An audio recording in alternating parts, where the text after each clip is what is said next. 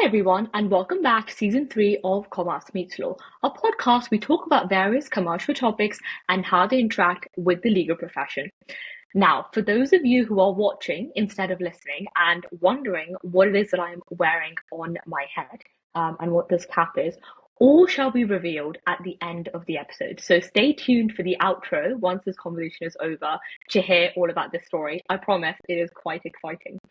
But what is even more exciting is that today's episode features Cail Wyn Evans, Head of Commercial Strategy at Wexler.ai, an AI platform building the future of fact intelligence for global dispute lawyers. And Cail is also a published author on AI in the Financial Times Banking Risk and Regulation and the Banking Law Journal. Before joining Wexler, Cail was an associate within the commercial disputes team at Mayer Brown after completing his undergraduate law degree at Oxford Brookes, followed by the BCL at Jesus College, Oxford.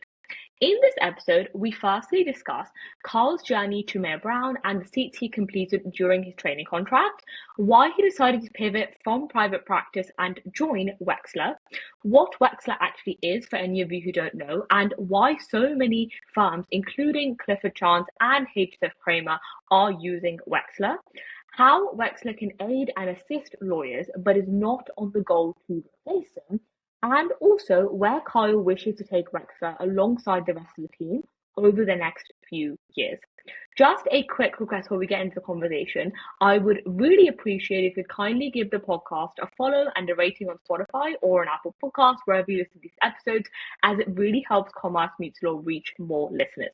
Without further ado, I thoroughly hope you enjoy this in-person episode with Cail, and I'll see you right at the end. Hi, Cail, and welcome to Commerce Meets Law. Thank you so much for coming on the podcast and also for giving us this really nice office space today as well. We always have an icebreaker on the podcast, which is, in your opinion, what is your superpower? Yeah, tough one. I don't think it's enough to say working hard. I think lots of people work very hard. But when I was younger and earlier in my career, I had lots of random jobs from being a Welsh-speaking coffee barista. I worked as a bricklayer for a few months. And I think that's stood me in really good stead later on in my career, where I can deal with lots of different people in lots of different situations and kind of know how to mirror and how to kind of communicate really effectively, I think. So that's probably the superpower, if any. No, definitely.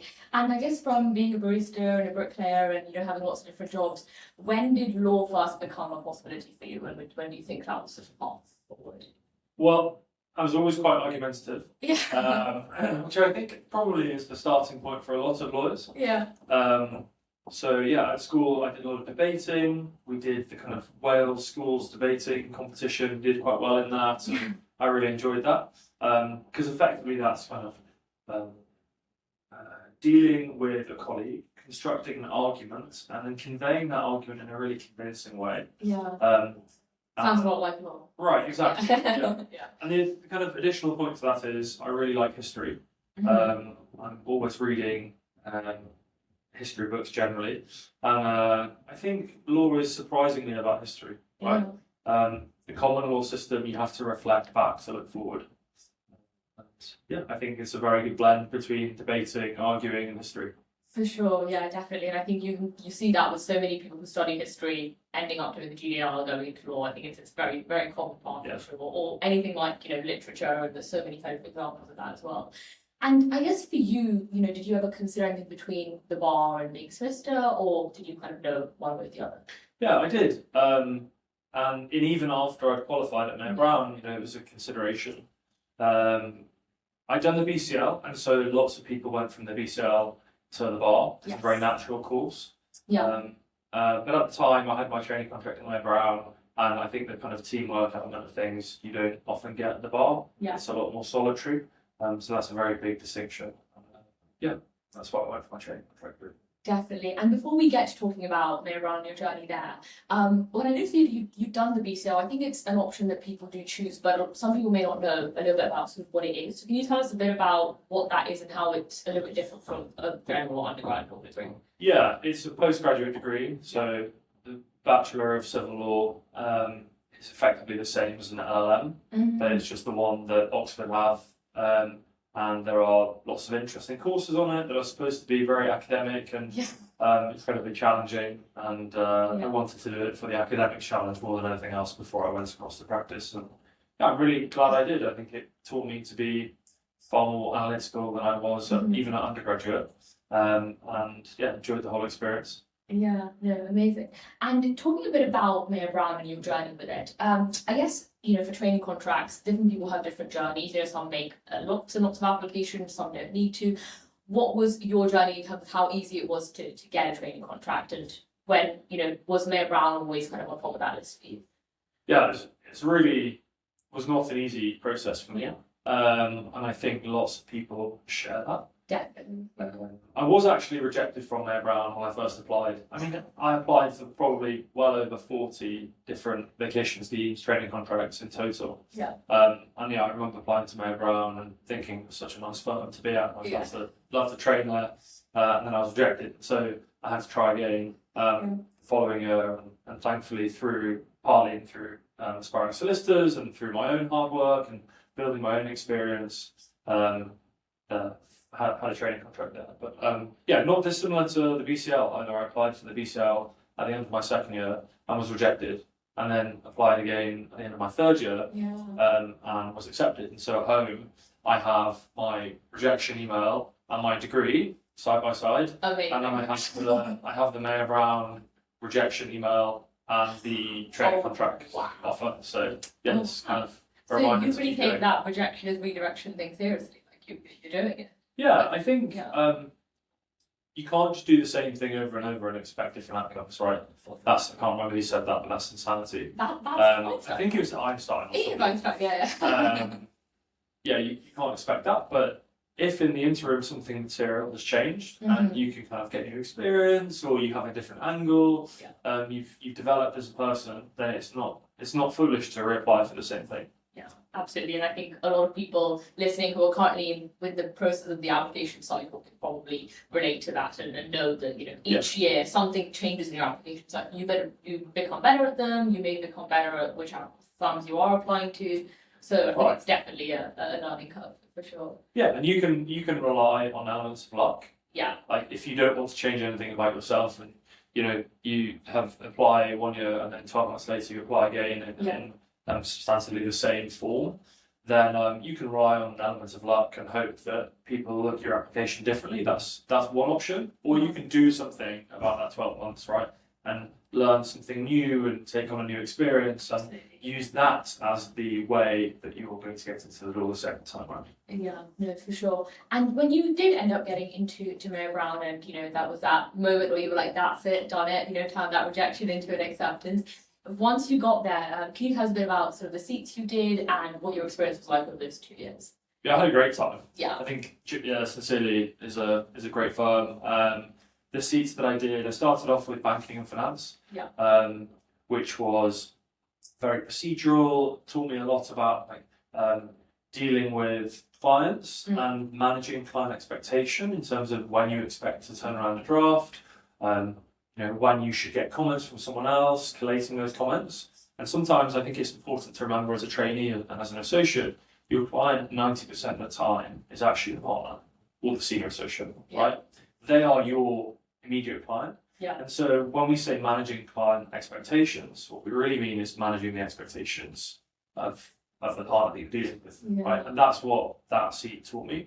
And then that's such a good bit of it, actually. Yeah, that's pretty true. Yeah, I think small things like if you receive a task on email or Teams, let people know that you've seen it and that you're actioning it, and you let them know if you have any initial questions. Yeah. Right, and then if they haven't specified a deadline, then you might specify a deadline. When do you want this piece of work by, for example? Yeah. So it's small things like that. I mean, that was a baptism of fire.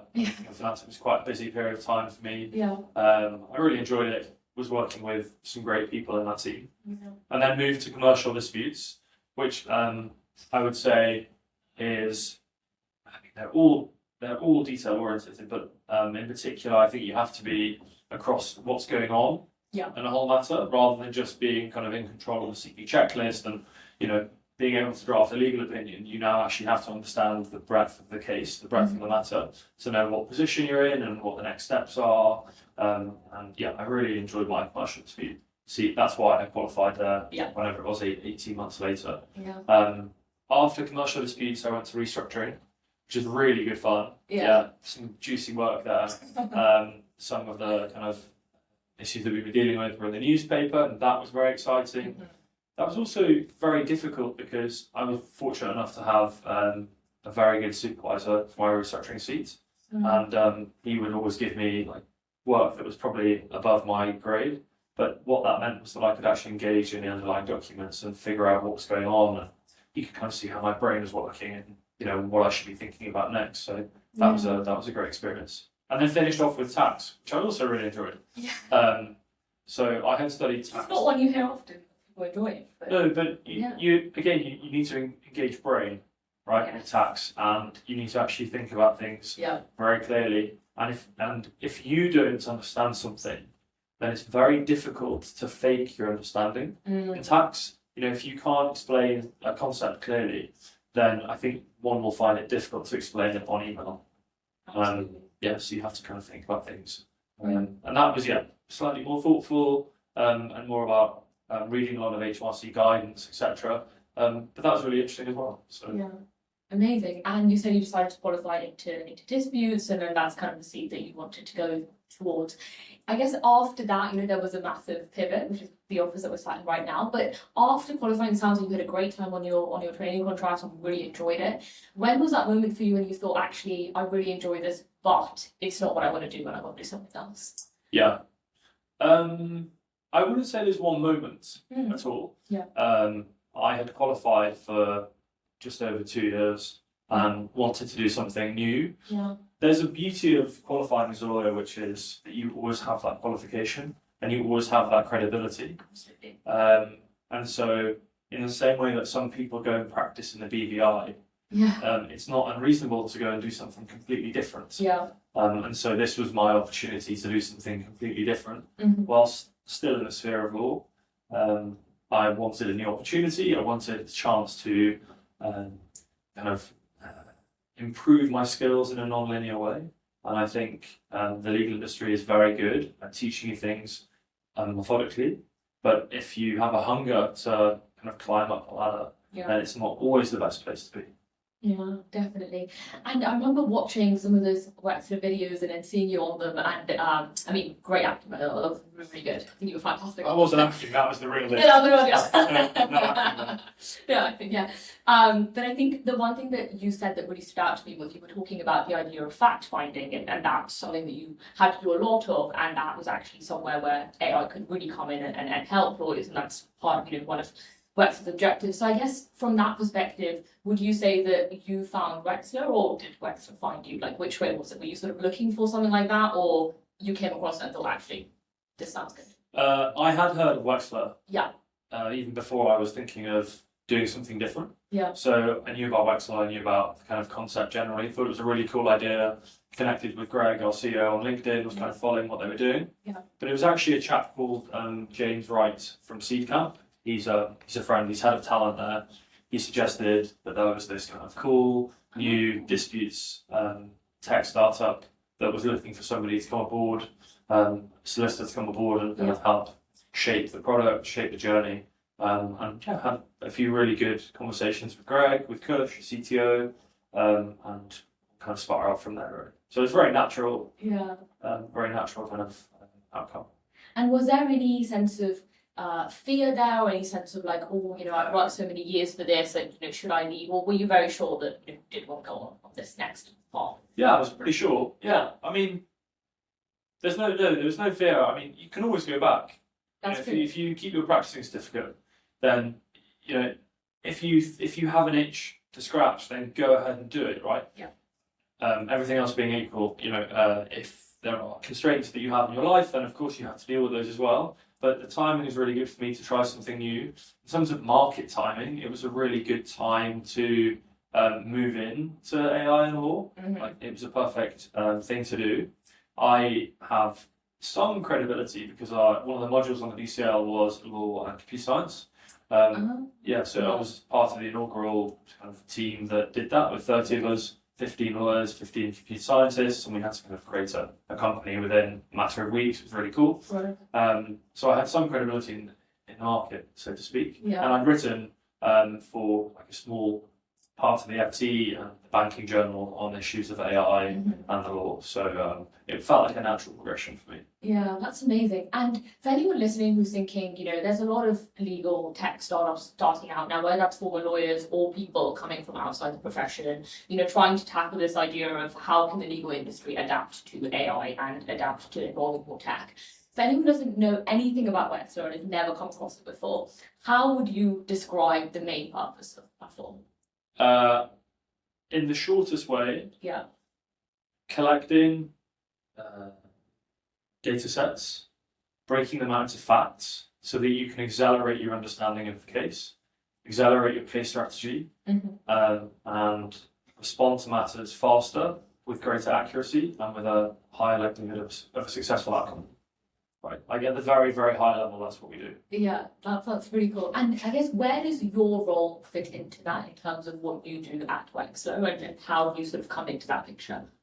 Well, as head of commercial strategy, I kind of sit in between clients and the product. Right. So we've got an amazing team of engineers that are building product and kind of always iterating on new features, and we're discussing always, what should the product look like? Yes.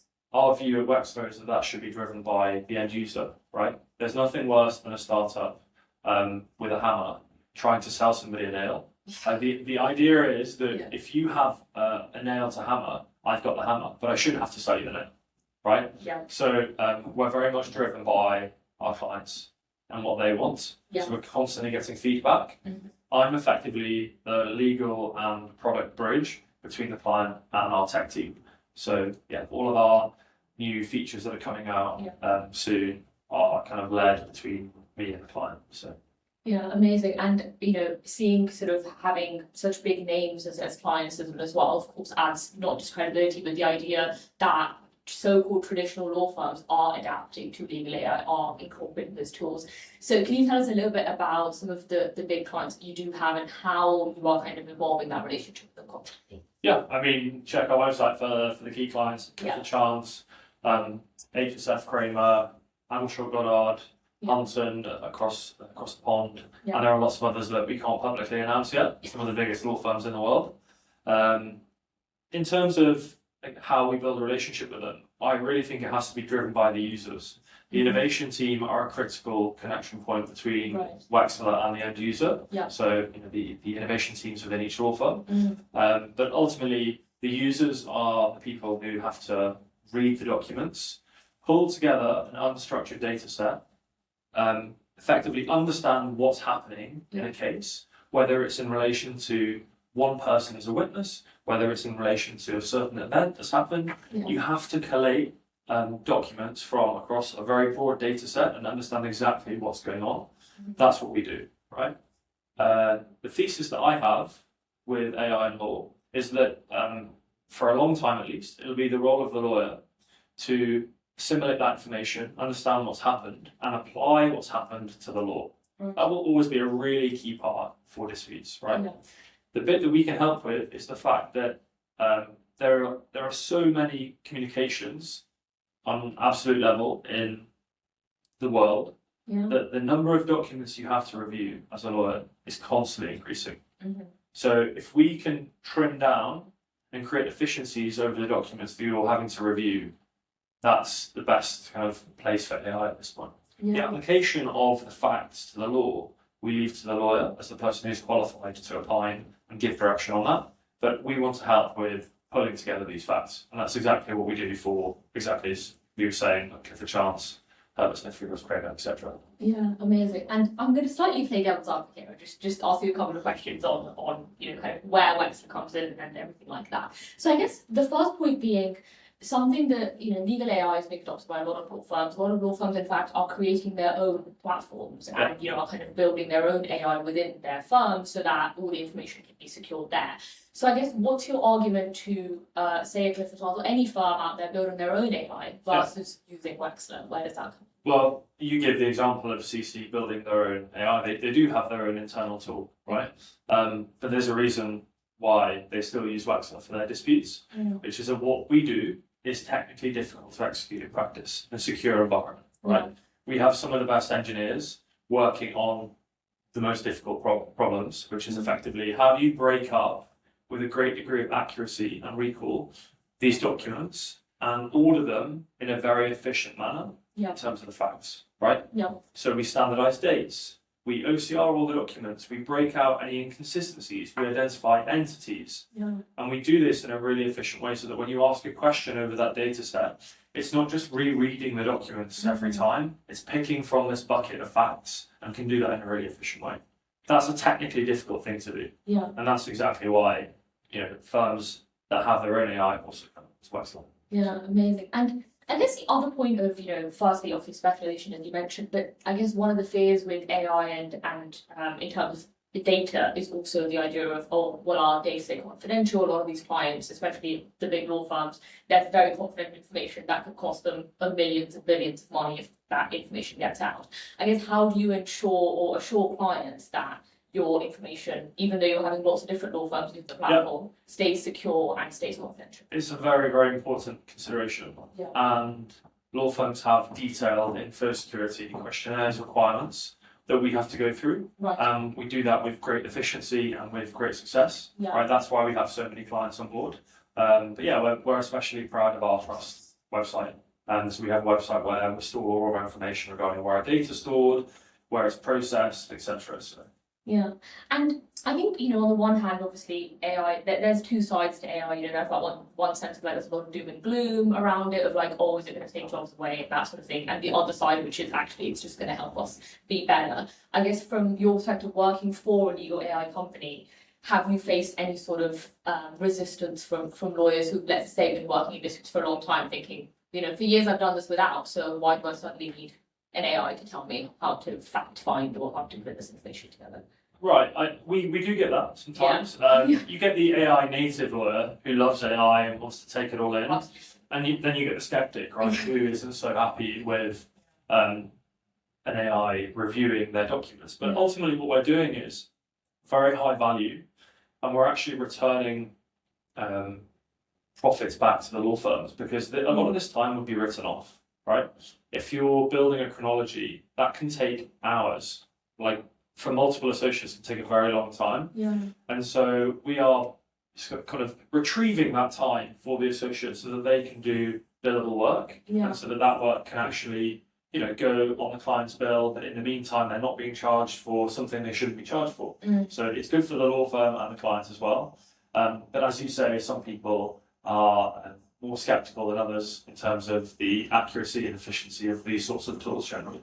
And I guess it's just a case of, trial and error and, seeing the product and seeing how it works and, to hopefully try and change their minds. And I think it's a bit of a generational thing as well. I think as more people start to adopt AI, it's definitely going to become, it's like they're trying to paper to computers. And now it's like, we can't function without them. So it's that idea. You say that, and then I'm thinking, as you're saying that, well, we also have on the platform some very prestigious barristers' chambers in London, and some of the UK's top silks are using Wexler to analyse across their documents and for their bundles, creating chronologies. So these are the most difficult people to please, right? Absolutely. And so if they're happy with the output, then there's definitely something in it for everyone. Definitely. And talking a little bit about the idea of pricing, and you mentioned earlier, about creating this time and that sort of thing. As we know, there's a lot of talk about law being built on the bill of an hour, and it's, a time thing, and clients increasingly are thinking about that because they're thinking, okay, actually, if AI can speed things up, does this model still work? How does pricing work at Wexler, and how do you sell it to law firms and firms? Yeah, we have an ROI calculator. So each firm, depending on the number of partners that would use AI and the Right. number of matters they have. Yeah. And we can calculate the potential time saving Mm-hmm. and the kind of clawback on billables based on that. So we do that custom for every firm that we Okay. are working with. Yeah. And that's really just to kind of control and to set the right pricing structure. Mm-hmm. We operate on a processing cost basis, so we don't charge people per seat, which we think is inefficient because some people will never use their seats, but they still have to pay for it, Got it. right? Yeah. That's very inefficient. We also don't believe in data hosting, like monthly data hosting, because you can have matters that go on for a very, very long time, Mm-hmm. and you're constantly paying for that. It's fine, it's constantly paying for that, Right. which is disingenuous because the cost of actually hosting that data was traditionally very high, but now in modern times is much lower. Yeah. So we charge based on our processing cost, and we calculate that on a document or page basis. So it's about the number of pages that you process through Wexler. Interesting. Okay. Yeah. Because I think that's definitely, like you say, with dispute matters as well, they run for such a long time, and a lot of them are there on court deadlines. It can be a number of years before you sort of get to that point. So Yeah, exactly. And I think, it gives people confidence to know you're paying once and then you don't have to worry about it again. And you can also pass on the cost to the client, right? We actually see there's greater friction in using the tool if they know that they have to pass on the cost to the client. So okay. it's entirely up to the law firm Right. whether they ascertain how many pages have been used for that matter and Yeah. then pass that on to the client as well. I mean, it's not dissimilar to relativity in that regard, right? Yeah. Clients paying monthly for relativity. But yeah, most of the time our clients don't pass that cost on currently. Mm-hmm. And in terms of Wexler's focus, I guess going forward, is it very much focused on sort of the area of disputes, or do you see yourself expanding into other parts and areas as well? Yeah, I mean, the objective of Wexler at this stage is to win the disputes market. Yeah. Right, we have a tool that is so well suited to finding facts in disputes. Mm-hmm. We do such a good job of that. The feedback we get is that it saves people like days of time when they don't have days. There was feedback from somebody at Goodwin recently, an associate at Goodwin, who said, I didn't need 2 other associates on a Friday night, and I could just do the job on Friday and part of the weekend. By Monday, as the client requested, the work product was ready. So I mean that's common feedback because we forget about the weekends that we have to work as a trainee, an associate, and even as a partner as well. And if we can kind of get some of that back, then that's a good thing, right? You're actually achieving something which would have otherwise been impossible. Yeah, definitely. And in terms of training, especially when trainees join or when people join a firm, there's obviously a process of like going from, say you're working in a different firm before, getting associated to a new firm and their practice methods. How does training work with Wexler? Do you train people on using the platform, or is it very much like a self-taught business? Well, it's a very intuitive platform. Okay. Start, so it is very easy to use. Yeah. But we do multiple training sessions for each launch. Mm-hmm. So, for one of our clients we're launching with on Tuesday, we'll do an in-person training session with a lunch on Tuesday, and then we'll have follow-up sessions maybe for a specific matter. So I'll speak about sort of an arbitration matter that somebody's working on and how you can use it for that, or a finance dispute in the High Court that somebody else is working on, and we can do a training on that. So we're very hands-on to make sure that people are actually using the tool, because there's massive ROI available, and if you're worried about how you upload documents, then that shouldn't stop you from using it. So if we can kind of break down that barrier, then what we see is people keep coming back to the tool. Yeah. And I think, someone listening to us at the moment would be probably listening to you thinking like, wow, you're really able to, and I can see it as well, like you come across, you're really persuasive, and I'm already like, wow, I need to like use the product straight away. But I think it's one of those things that at law school, you don't really get taught that in the instance of you're getting taught the technical aspects of the law, and then, post-qualification, how to be a lawyer, but the other skills of being able to sell, business development, all that comes a lot later. So I guess for you, how did you develop those skills, or was it very much you started at Wexler and did it on the job? Well, I think I was fortunate enough to have had lots of different types of jobs when I was younger. Yeah. And some of that was selling. Yeah. And some of that was just dealing with clients and understanding what clients want. Mm-hmm. My personal sales method is let the product speak for itself, do a really good job of explaining what we do, give you some information on how our clients are using the product, but I don't need to push something on you. That's on you. If you think the product is really good, and you want to keep using it. And we've seen incredible feedback with that. So I'm proud to say that the product works so well. Yeah. But yeah, some people feel the need to kind of push a product on people, but I think it's important to let it speak for itself. But everyone has their own method, right? And so yeah, that's just mine really.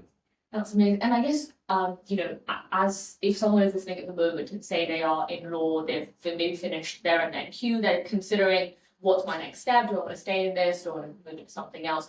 What would be your tip if, let's say, they haven't had the experience that you've had and they don't have that ability to, as much of an ability, let's say, to sell or to do it from a business perspective? How could they develop that whilst they're doing their training, whilst they're at a law firm before, if they do decide to move for transition? Yeah, I mean, there's so many things they can do. They can read books for a start. I think you can take so much from sales books, right? Yeah. Pick the right ones. And that's the key. Yeah. Yeah. But read a few of them in order to know what the right one is and to know, how your sort of characteristics are aligning with a certain method of sales. Yeah. Just read as much as you can on that. Find a mentor, because the mentor will be able to accelerate your learning massively, right? You read a book and you're taken through that book chapter by chapter, but what if it's actually chapter 7 and 14 that are really important? Yeah. Your mentor could have told you that within the first half an hour, Yeah. right? And so yeah, finding a really good mentor, somebody you respect. They don't necessarily have to be in the same industry. Just find somebody to kind of reflect with and explain what you're thinking, what your next steps might be. I think is really important. But yeah, there's definitely ways of doing things outside of the office which can help you.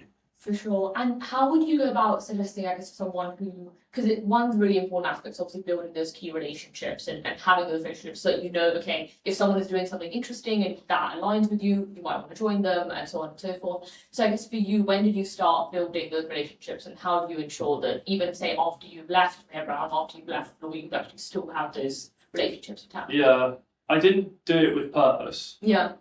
Some people do and they have great success. In terms of they know they want somebody as a mentor, so they'll go and reach out to them and be very precise with their intentions. Yes. I just love speaking with people and learning from people. It's probably the historian in me that kind of wants to reflect on other people's lessons, so to speak. But yeah, I just think when you meet somebody, think about what you can learn from them, have a good chat with them, try and give some value to them as well, whether it's an insight or an opinion or something that shows that you're kind of thinking about what they're saying. Yeah. Active listening is very rare now. And so if you can kind of mirror and listen actively, then that's perfect. But yeah, I never went around picking up mentors on purpose. It was always just because I found somebody very interesting and wanted to keep engaging with them and keep speaking with them. Yeah, I think like you say, it's so much of give and take, and that I think when you're more junior, you feel like all you can do is listen to them, but actually you forget that you have something to offer, and I think that's the key as well for sure. And in terms of your time at Wexler so far, you've spoke about it in such a passionate way. I can definitely sense, that you really are passionate about the product, and therefore you're selling the product as this, like you mentioned earlier, like pushing it on someone.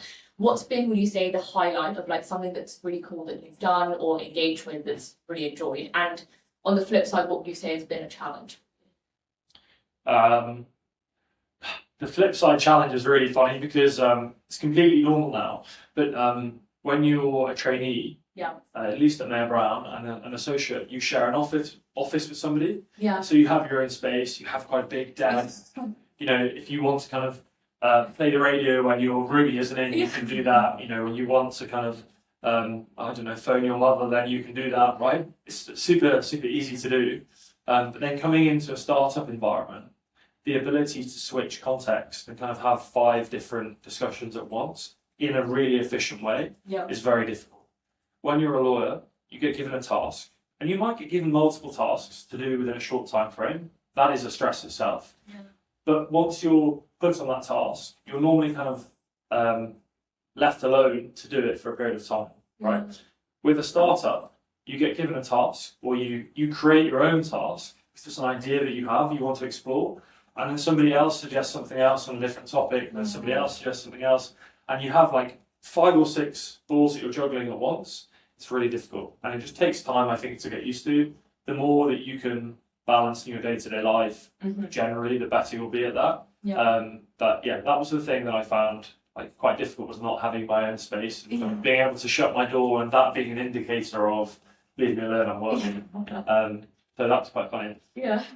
In terms of highlights, there are lots. I mean, we're signing lots of exciting deals in the past few months. And I'm looking forward to those being released to the public. So that's a real highlight, because it shows how helpful the product is. Like, we're past validation of the product now. We're at a stage where lots of law firms and lots of barristers' chambers are finding this really, really helpful to their day-to-day. So that's a good feeling in itself. Otherwise, it's probably speaking with clients from all over the world, whether it's from Australia, Italy, New York, DC, Miami. I was on a call with DC and Miami yesterday evening, and just getting their feedback on the product and seeing how we can fold that into a future iteration. Yeah, that's amazing. And especially, I think, like you say, that challenge of like going from, say, a very traditional law firm, any corporate setting, to going into a startup environment is a big transition. But then equally, there's so many highlights and so many things that come from that. And like you say, if you want to do it, perhaps the starting point is seeing how much you can juggle in your day to day to know whether that's something that you want to do / are able to do once you're in a startup. For you, in terms of your time at Wexler, I guess, what are your goals going forward? What it already sounds like there's lots of exciting things coming up, but what would you like to be doing or kind of seeing within Wexler in the next, say, 2-3 years or so? Yeah, well, we'll continue to grow the product as a product that is specialized for disputes, right? We will make it the best product it can be for disputes. But outside of that, I think there is massive scope for what we call fact intelligence, right? It's an intelligence layer over the facts in other industries.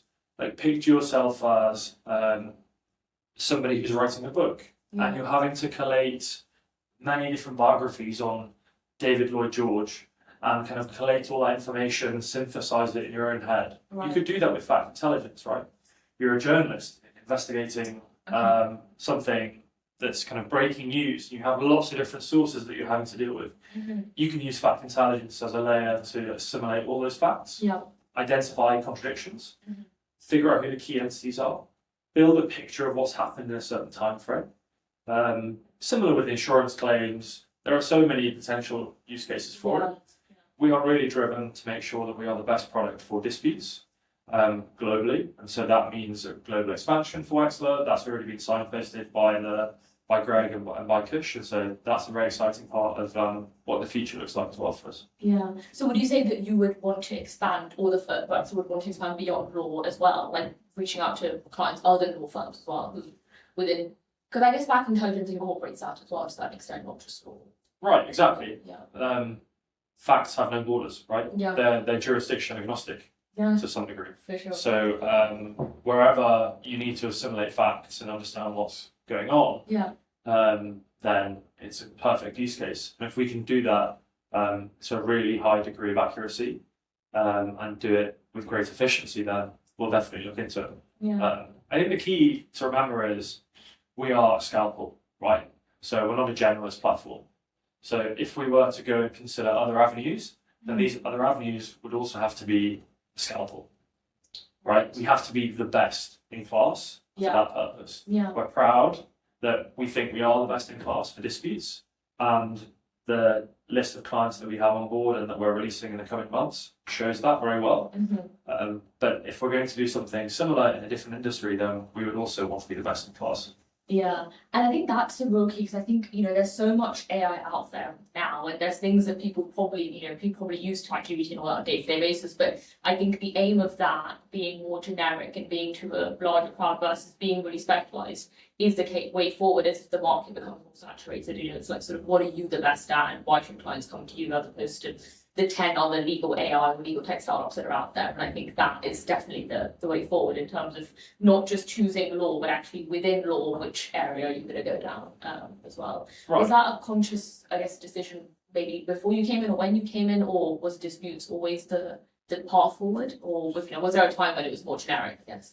No, it was always focused on finding facts and disputes as a kind of starting point, and the technology that Greg and Kush had built was kind of based around that thesis.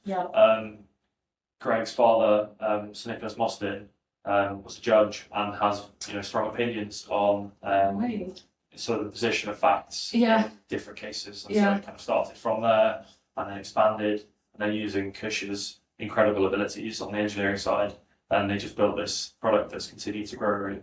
Yeah, that's amazing, because I think you hear all those cases about like a judge has fired someone for using ChatGPT in their case, but then equally on the other side, it's like when used well, actually it's something that's so important and is being asked for by judges and lawyers themselves. Right. So that's we don't look at the laws, right? Yeah. So you can't. We don't create cases. Right. We don't create facts. Yeah. These facts have to connect with an extract. Yeah. From one of your underlying documents. Right. So everything is verified by clicking on what we show as a blue link. You click on that blue link and it pops up. You get to see the actual underlying document to check something is correct. Right. So that's the whole verification process. And that's why we say we accelerate the lawyer's understanding of the case. Yeah. We don't replace it, right? The idea is not that you ask a tool to create your chronology. You read the chron and go, perfect, that must have been what happened. Yeah. The idea is that you actually engage with the underlying documents. You don't replace your ability to learn about what's happened. Yeah. You're just kind of accelerating that whole thing. It's like an assistant as opposed to it doing the job for you. Right, exactly. Yeah, brilliant. And on that note, we've got a rapid fire to finish off with. Just the final 3 questions for you. So the first one is, from all that you've heard, you've probably heard a lot of it, what do you think is the most common misconception about legal AI that you've just heard people floating around? About legal AI? Yeah. That it's all the same. Yeah. Right? Hopefully we've debunked that today. I think we have. I think we have, yeah. It's obviously not all the same. Not all tools are equal. Yeah. And we need to think very carefully about what tools we need within our kind of law firm environment. Yes. Yeah, amazing. The next one is, if your team described your leadership style in 1 word, what would you hope they say? Example by example, right? I think you have to show, don't tell. Yes. And so if you do things as you expect others to do them, then that's the best way of leading a team, right? You have to actually take your own advice in the first instance. Yeah. And would you say you struggled, I guess, from going from training to associate, obviously there's some level of leadership, but also you're very much still acting according to partners' instructions or other teams. Yeah. Did you find that transition difficult, or did it come quite naturally? No, I don't think so. I mean, I've always been very opinionated and known, what kind of a leader I would want to be, whether that's from being captain of a kind of rugby team or when I was just after university, I had a groundwork company, and we employed a few people, and so you have to be a leader there, right, to be able to describe to people what the end product should look like and how people should be working. So didn't find it too difficult, but always learning, I think. And again, that's all about reading and picking up mentors, and the more you can read about leadership, the more that you come to understand about what type of leader you want to be, and then you can bounce those ideas off your mentor or multiple mentors and keep improving your style. Yeah, I love that. Show, not tell. That's a really good one. Yeah. And the final question is, if you had to choose like an alternative career path, what do you think it would end up being? Probably a startup founder. Yeah. Yeah, I mean, I've enjoyed this experience so much, and every day I get something new out of it. Working with really bright people, and building a product that, every day there's something new. It's really exciting. And so, I think I would just kind of continue what I'm doing, but in a different form, probably. Yeah, amazing. I think, the most happy or positive transition has been lawyers going from, I think, that very risk-averse mindset to so many now becoming entrepreneurs or joining startups and having that leadership and business side. So I'm sure we'll see so much more of that next year. And that's one good thing with AI as well, because I think it's enabling so much kind of people being more entrepreneurial within law and choosing to do that. So can only be a good thing. Definitely. Well, thank you so much for coming on the podcast, Cail. It was, I think, seeing the videos, I was already interested, and I think hearing you talk about it and talk about it so passionately, as someone who was kind of, thinking about that as a struggle when you were working to actually building a product that helps is incredible. So thank you so much. Thank you very much. Thanks for it. And on that note, thank you so much for listening to this episode, and a massive shout out to Cail for coming on Commerce Meets Law. Now, for those of you who have stayed until the end, thank you very much. You must be really intrigued to hear all about the story. So just to give you a bit of a behind the scenes, Cail very, very kindly allowed us to use the Wexler office to record this episode. And honestly, I had such a blast. If I could, I would do so many more episodes in person. So the fact that I got to do this episode, actually not just meeting Cail, which was incredible, and recording with him in person, which was so much fun, but also meeting the rest of the team. And I'd never been into a WeWork before, so that was a super exciting one. And on my way out, I thought I'd be a little bit cheeky. And I saw a lot of merch at the side of the office, and I thought, let me just try my luck. Let me just ask. And Cail was really wonderful, and so was the rest of the team. And they were like, absolutely take whatever you want. And that's when I saw this cap, which says, get your facts straight. And it's got the Wexler logo at the back as well. And yeah, I just thought it was very, very cool. And, as lawyers and as people who are listening who are interested in law, I think it's a phrase that we like to throw around quite often. So that's why I very kindly was given this. And I thought that it only made sense to wear it during at least the intro and the outro for this episode. So that was just a bit of a fun story if you did stay until the end and were wondering why I'm suddenly wearing this. Now, if you did enjoy this episode and you enjoyed hearing about Cail's journey and all about Wexler, which I really hope you did, please do let me know by emailing commercemeetslaw@gmail.com. You can also let me know with a DM on Instagram at commercemeetslaw, and you can also reach out to us on our website, which will be linked down in the description. Finally, for access to my content, do check out the Commerce Meets Law YouTube channel and our TikTok. For now, take care, goodbye, and I'll see you very soon on the next episode.